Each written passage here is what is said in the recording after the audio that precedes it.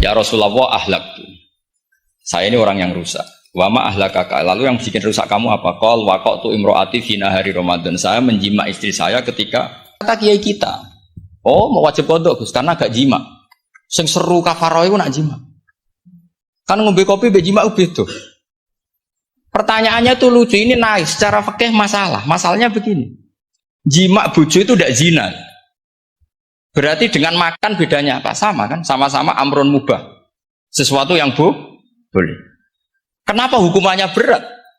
Makanya kata Imam Malik, tidak itu nilainya. Nilainya adalah hadku hurmati Ramadan bi ghairi udhrin syar'iyyin. Makanya kata Imam Malik, siapapun yang makan fina hari Ramadan, iftar apapun fina hari Ramadan bi ghairi udhrin syar'iyyin, maka hukumnya sama dengan jima fina hari Ramadan. Karena sama-sama ihlak ifsad hurmata Ramadan bi ghairi udhrin syar'iyyin.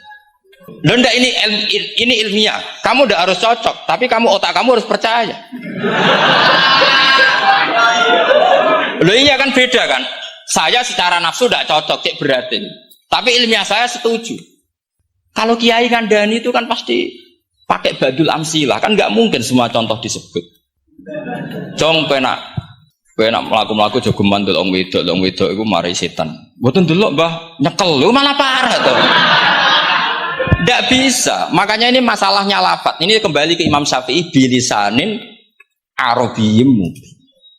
Ketika seorang kiai bilang cung jogeman delok cawe itu adalah mengungkapkan al-muharramat, bukan mentaksis yang haram itu hanya Saya ulang lagi ya, ketika seorang kiai bilang cung jogeman delok wedok sing haram, itu semangatnya adalah melawan keharaman, bukan mentaksis yang haram hanya delok. Itu di Quran normal semua, di semua lugat ya biasa. Itu kan sama seperti misalnya seorang mbah ngasih uang cucunya, "Cung, tak kei dhuwit 100.000. Cung nggo tuku es." Terus kowe muni ngene. "Nak ragu tuku es haram iki kan ngongkone tuku es." Lah kepen putumu mati kan nyeben 100.000 nggo tuku es.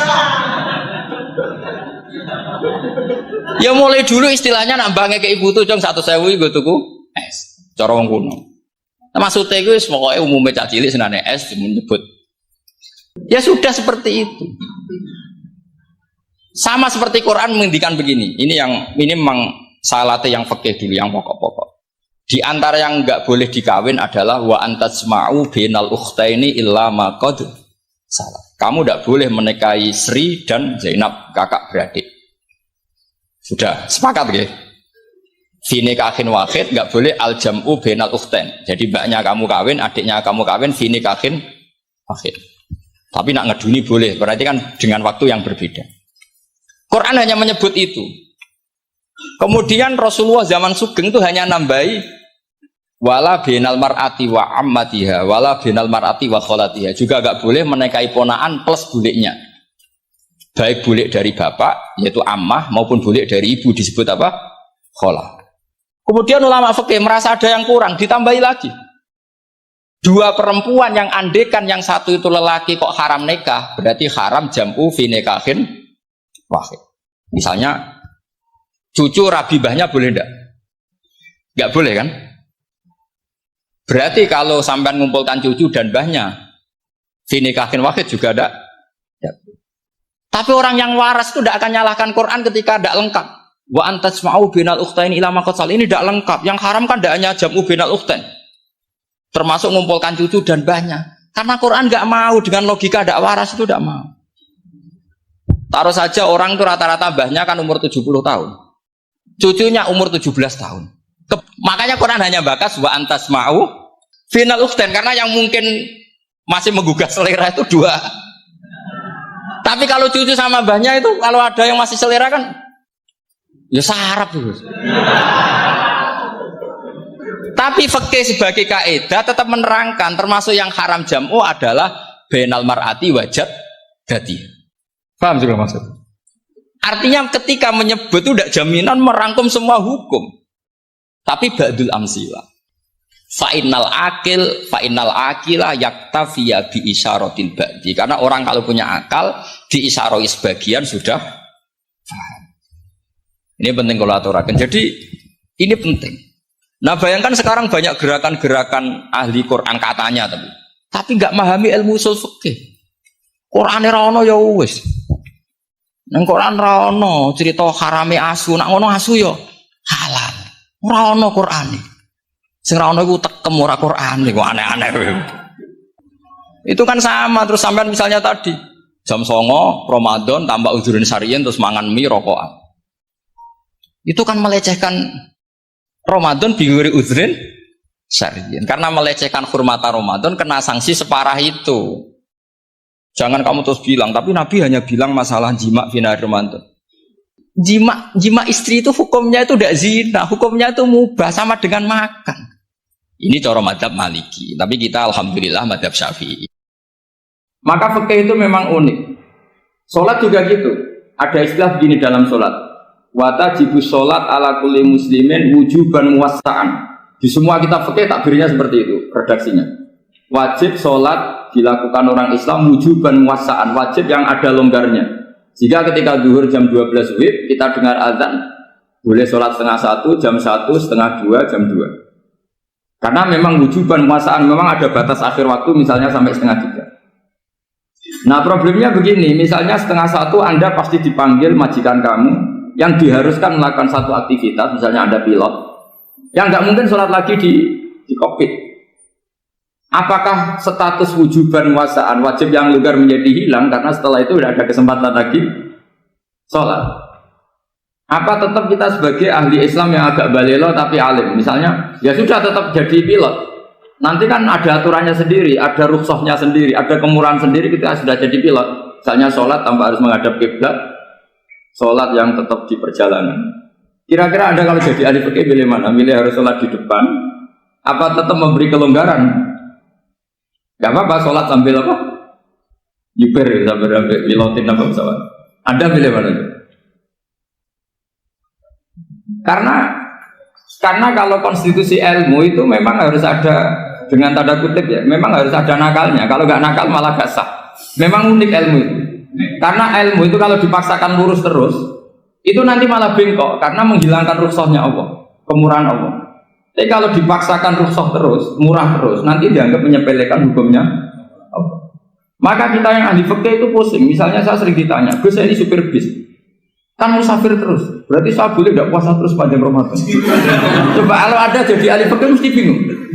Mau boleh, ya boleh terus supaya orang nggak peduli sama Ramadan. Mau mengatakan wajib puasa, kayak nggak peduli dengan kemurahan Allah yang membolehkan musafir tidak puasa. Jadi kan, lah ini maksudnya saya, ini fikih ya, fikih itu wilayahnya, makanya jadi ahli fikih itu susah-susah gampang. Jangan hanya berpikir protes dengan ketentuan fikih, mengkaji yang sebanyak-banyaknya. Itu tadi, misalnya Anda seorang supir permanen, supir bis terutama, kalau truk kan bisa alih-alih, kalau bis kan apa ada deadline-nya ya waktu, seperti bis jurusan Surabaya Semarang, saya kan sering naik bis jurusan Surabaya Semarang. Kadang-kadang supirnya melihat saya tanya, Gus saya ini supir, saya ini Ramadan itu gimana ini? Ya saya sudah ngerti setengah nakal, dan senengnya dijawab rasa poso ya saya tahu. Tapi masalahnya secara fikih kalau kamu mengatakan kamu harus puasa terus, kamu melanggar konstitusi ilmu. Memang musafir punya diskon? Boleh? Tidak puasa. Pertanyaannya, bayarnya kapan? Nung Syawal ya nyupir lagi, Dzulqa'dah nyupir lagi, nanti sampai Ramadan ya. Nah terus, ya pas kamu cuti, biasanya cutinya pas sakit, boleh diskon lagi karena sakit. Coba. Nah, andai kan Anda jadi ahli fikih milih zaman.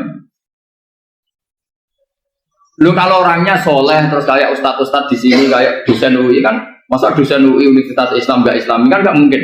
Mungkin memilih poso kan. Masalahnya ini kan hukum untuk orang kebanyakan, nggak boleh hukum mosok gak kuat. Bu, sahur jam 3:30 ngobrol vitamin pokoknya harus kuat. Itu udah hukum, itu saran. Hukum itu beda dengan saran. Hukum itu hanya berpijak musafir itu boleh store. Kalau saran memang boleh, ya usahakan kamu makan 3:30 pas fit, terus kalau nyumpir selesai jam 10 nanti istirahat. Memangnya majikan bisa ngatur jamnya? Itu fikih. Maka menjadi perdebatan yang namanya pergi itu apa? Menurut Imam Syafi'i pergi itu ya dari rumahnya ke tempat yang asing yang tidak wilayahnya namanya pergi. Menurut Imam Ahmad bin Hanbal enggak. Pergi itu tidak kerja. Jadi orang yang supir, yang seperti itu namanya tidak pergi, tapi kerja. Tanyakan ke publik, misalnya jenengan ke UI, istri kamu atau suami kamu ditanya, istri kamu kemana? Kira-kira jawabnya bilang pergi jalan-jalan apa bilang kerja? Kerja. Makanya kata Imam Ahmad bin Hanbal, mudi mustafar atau orang yang berprofesi, yang profesinya memang harus pergi, kayak traveling atau supir, maka itu namanya tidak pergi, namanya itu kerja. Karena apa? Sekali distatuskan pergi, maka ikut status yang dikatakan Allah dan Rasul dapat diskon, boleh tidak puas. Maka terus kita debat tentang definisi. Nah, definisi ini penting karena yang menjadikan hukum rubah itu definisi. Misalnya gini, Mbak ini ngaji saya. Statusnya kalau pakai status saya ajnabi, orang lain Bapak ajnabiyah, maka hukumnya saya melihat Bapak ini haram karena statusnya ajnabi melihat ajnabiyah yang tidak mahram. Tapi kalau di fikih itu ada statusnya. Di antara lelaki boleh muwajahah sama perempuan adalah satu untuk belajar, dua untuk muamalah, tiga untuk kesaksian, empat untuk pengobatan. Itu kan ada pengecualian-pengecualian. Sehingga statusnya sekarang, Mbak itu belajar, apa ingin melihat Gus Bah atau Gus Bah itu mengajar atau ingin melihat Mbak? Itu statusnya bisa rubah. Ya? Makanya kalau sebetulnya kalau kita marung di warung misalnya Padang, kita nggak pilah-pilah, kebetulan pelayannya perempuan itu masih bisa dipilah secara fikih. Saya muamalah marung, cuma kebetulan penjaganya. Tapi masalahnya Papa ini punya daftar penjaga yang cantik, itu masalah. Maka pertanyaannya itu marung ke situ demi marung, apa demi melihat? Tidak jawab saja. Demi marung apa demi melihat? Kalau demi marung sepakat yang penjaga yang sangar-sangar juga banyak. Ayahnya kalau demi makan, penjaga yang cowok kan banyak. Kalau demi melihat, berarti yang dihitung kan niatnya. Berarti karena muamalah apa karena melihat? Melihat. Itu status. Jadi makanya kalau mudi musafar itu namanya orang pergi atau orang kerja? Orang kerja. Maka menurut pikirannya Imam Ahmad bin Hanbal, seperti itu harus puasa. Karena dia adalah pekerja, bukan musafir. Kalau dalam fikih kita, nggak saya kenapa ngomong fikih terus ya, karena banyak yang melupakan fikih. Jenengan pergi haji, zaman Nabi haji itu jamak dan qashar terus. Padahal hajinya Nabi itu, haji itu minimal kan berapa hari minimal itu? 9, 10, 11, 12. Sebenarnya haji itu minimal hanya 4 hari. Karena 13 Dzulhijjah bisa nafar apa? Awal. Kalau nafar awal berarti nggak ada kewajiban nafar sani. Berarti yang wajib betul kan tanggal 9 untuk di Arafah, terus 10 biasanya ifadah sama balang jumroh apa? Akobah, terus 11, 12 itu kan sudah boleh cabut karena apa? Nafar apa? Awal. Berarti nggak usah nafar apa? Sani. Berarti hanya berapa? 4. Tapi Nabi haji di Mekah Medina itu sampai 40 hari karena perjalanan. Pertanyaannya ketika Nabi menjamak dan mengqashar itu cara Imam Syafi'i lis-safar. Karena Nabi orang Medina datang ke Mekah dengan jarak 460 kilo, maka Nabi boleh jamak dan qashar. Dari pikiran Imam Syafi'i, jamaknya Nabi itu lis-safar karena pergi. Cara pikiran Imam Malik enggak, jawabnya Nabi itu lin-nusuk. Nabi menjamak sholat. Hilang. Kamu milih fikih yang mana? Jadi peneliti fikih itu beda dengan orang-orang yang mendengarin protes. Beda karena nekuni. Nekuni itu beda karena ada konsekuensinya.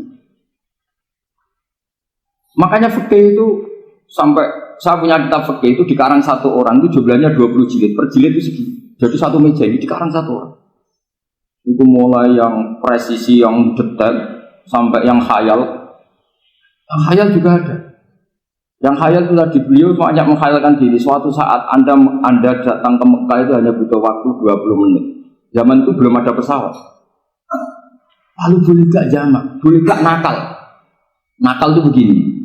Sama orang kaya punya jet pribadi. Misalnya Anda Ronaldo masuk Islam, orang kaya. Itu bisa gak puasa? Karena begini. Misalnya dia orang, contohnya orang Arab ya. Orang Arab, jangan orang. Nah, contohnya itu dibalik saja. Di sini itu kalau imsak jam berapa? Imsak Ramadan jam berapa? 3:30 aja biar aman ya. Kalau 3:30 kan masih imsak. Dia terbang ke Mekah. Jadi orang sini puasa jam 5 kan mulai puasa, dia terbang ke Mekah kan masih malam. Akan terus dia. Mekah mau ada matahari terbang lagi ke barat. Karena dia menghindari berstatus puasa. Atau sebaliknya, dia orang Mekah jam 12 puasa. 12 siang puasa. Dia, wah kalau 6 jam lagi buka, bisa barangnya saya. Terbang ke Indonesia. Ke Indonesia terbang baru 1 jam, di sini sudah buka. Itu khayal, jadi itu ada khayalnya. Itu lama dulu, sebelum ada pesawat sudah mengkhayal gitu. Bolehkah orang yang di Masyriq ke Maghrib demi itu? Kalau Anda jadi Raja Salman, jam 1 kok sudah nggak kuat apa? Puasa, itu diberi saran terbang ke Indonesia. Itu kalau pakai jet kan nggak sampai 9 jam, 1 jam ke Jakarta. Sudah ada wow akbar. Bukan. Boleh enggak? Lo mau kamu enggak bilang, oh enggak boleh. Wong di Jakarta sudah guru Samsi. Masa sudah matahari terbenam orangnya enggak boleh? Bukan. Leja. Apa? Kalau resikonya gini, sampean mungkin nggak mikir, resikonya gini, kalau dia berstatus musafir, bolehnya buka karena musafir, pertanyaannya dia wajib bayar. Kan musafir bolehnya kodok nanti harus bayar, tapi kalau dia buka normal kan nggak harus bayar, beda, efek-efeknya beda. Jadi makanya saya mohon, jangan sering protes sama ulama sudah pusing. Karena efek-efek hukum itu tidak gampang. Maka pertanyaannya itu kitab yang milik saya tadi yang 20 jilid tadi. Ulama itu mulai dulu sudah membayangkan bagaimana kalau suatu saat ada satu kendaraan. Kenapa ulama bisa membayangkan itu? Karena ada buruk. Meskipun mereka nggak numpak buruk hanya Rasulullah, tapi kan bisa membayangkan ada toyul waktu. Waktu itu bisa dilipat. Karena ulama dulu ahli astronomi, jadi bumi itu bulatnya gini, muternya gini. Berarti suatu saat ada satu ilmu di mana orang ngambil satu posisi terus melewati toyul waktu, ngalami lintasan apa? Waktu. Mulai dulu itu sudah dibicarakan. Pertanyaannya lalu status orang ini kayak apa? Misalnya tadi orang Mekah ingin cepat buka terbang ke Indonesia. Orang Indonesia menghindari imsak, misalnya 3:30, dia belum sahur. Wah kalau saya di Indonesia ini sifatnya sahur. Wah saya tak terbang ke Mekah. Enak kan terbang di Mekah ternyata masih jam 8. Wah bisa makan sepuasnya jam 8 malam, maksudnya jam 20. Kan enak dia. Barwarek balik ke Indonesia terus jam 1 siang. Jam 1 siang kalau ingin cepat buka terbang ke timur. Langsung buka. Berarti dia kira-kira puasa aja 3 jam. Tapi terus ya mungkin kalau sampean tahu kok sudah repot-repot ngono tinggal turu ndelok sinetron untuk buka dhewe. Itu tidak hukum, saran itu namanya apa? Kalau hukum tetap tadi yang dikatakan puasa adalah imsak, mulai jam imsak sampai hurubus. Lalu pertanyaannya lagi, hurubus samsi sampai imsak itu konversi jam apa nyata-nyata hurubus samsi? Kalau yang diliwati khatul istiwa itu nyata, fi'lan, kalau dalam bahasa Arab fi'lan awaqiyan. Tapi kalau Anda orang kutub, saya sering kirim-kiriman surat sama mufti-mufti yang ada di Timur Tengah, di Eropa, konsultasi maksudnya. Orang kutub itu kan tidak ada matahari, tidak ada apa-apa. Jika kalau Anda baca kitab di kutub, mesti Gus Ba ada pembohong. Misalnya orang kutub ngaji saya, kamu harus subuh sebelum matahari terbit. Sekali matahari terbit, waktunya hilang. Duhur setelah matahari agak ke barat. Asar kalau matahari terbenam, hilang waktunya. Terus mereka bisa bilang, mataharinya di mana?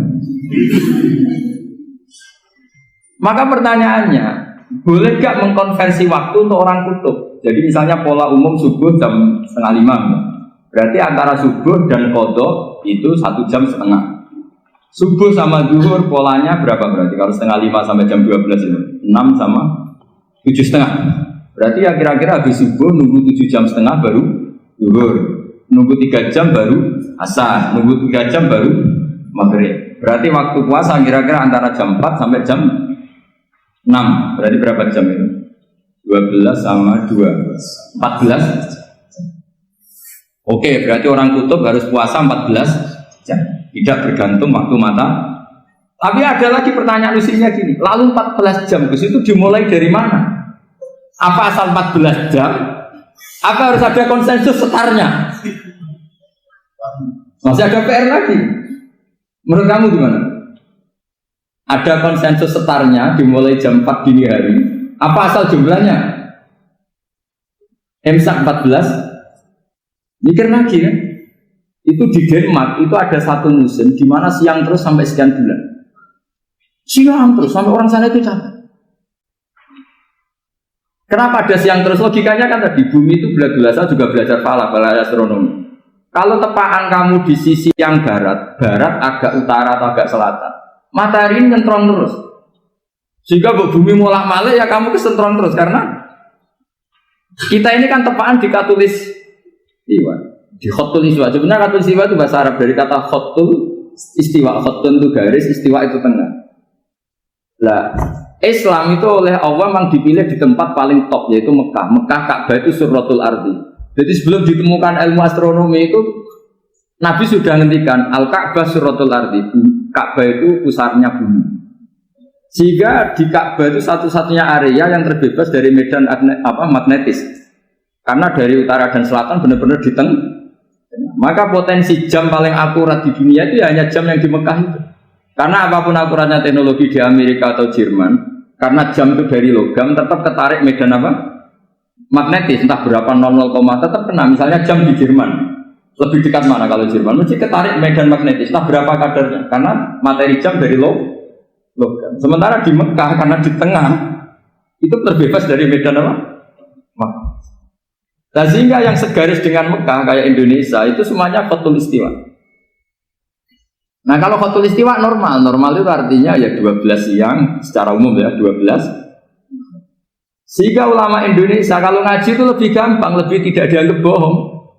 Karena ya ada terbitnya matahari, ada zawalus syamsi, ada hurubus syamsi. Coba kalau kitab itu Anda baca di kutub utara sama kutub selatan, murid kamu bingung semua. Ini gimana Ustadz, tidak ada matahari kok semuanya diukur pakai matahari. Lalu pertanyaannya dikonversi kan? Pertanyaannya kalau dikonversi pakai apa? Asal 14 jam, apa harus sepakat dimulai jam berapa? Milih mana? Milih sepakat. Pertanyaannya kalau sepakat, ukurannya siapa yang jadi ahlul halli wal aqdi? Jadi orang fikih itu sudah bingung, makanya saya mohon jangan sering diprotes. Saya pernah ketemu ulama, saya kan sering ikut komunitas di New York, itu andekan dibur, itu pas persis Ka'bah. Di buminya itu kalau dibur itu pas persis Ka'bah. Lalu pertanyaannya, ada kiblat tidak di sana? Ya bumi kan gini ya. Kalau dalam bahasa falak itu ada rubuk namanya. Rubuk itu bumi yang sewaktu itu hanya yang seperempat. Ya bumi yang sewaktu itu hanya seperempat. Jadi kita sekarang siang, berarti yang baru siang hanya seperempat bumi. Nanti yang malam ya hanya seperempat bumi. Ya, misalnya sekarang kita di sini siang, di Arab Saudi kan belum, ini masih 5:30. Ini sekarang di Arab Saudi baru. Lah itu ada daerah di mana dengan Ka'bah itu pas atas sama bawah. Harusnya kan bebas arah. Apa? Bebas arah. Lalu orang sana sholatnya itu menghadap kemana? Pernah ulama New York itu minta fatwa ke Rabitatul Alam Al-Islami. Lalu kita harus menghadap kemana? Makanya dalam dunia anekdot ulama itu ada anekdot Abu Nawas itu orang yang nggak pernah kalah debat. Dia tuh terkenal nggak pernah kalah debat. Tapi dia ada ilmuwan. Dia punya tetangga ilmuwan, punya pengaruh besar. Semua orang ngaji ke ilmuwan itu. Mantelnya bukan main, karena dia ahli falak, ahli astronomi. Mau nandingi dia ada bisa, nggak nandingi itu reputasinya jatuh. Orang itu berteori kalau bumi itu bulat-bulat. Kalau kamu jalan ke sini, maka akan ke titik yang suatu saat si profesor ini kemalingan, terus minta tolong Abu Nawas rumah saya kemalingan, terus lari kemana malingnya? Ke timur. Setelah ke timur, larinya ke timur. Abu Nawas lari ke barat. Lari ke barat. Terus ditanya, sudah tak bilangin, malingnya lari ke timur, kok kamu lari ke barat? Nanti ketemu di titik yang sama. Sebenarnya itu profesornya makel. Oh kamu nyindir. Artinya Abu Nawas gak terima. Teori Anda itu gak bisa. Secara keilmuan benar, tapi secara faktual gak boleh. Berarti kalau ada orang ngejar istrinya lari ke timur, dia harus tetap ke barat. Nanti ketemu di titik. Ya. Jadi malingnya tuh lari ke timur, Abu Nawas ngejar ke barat.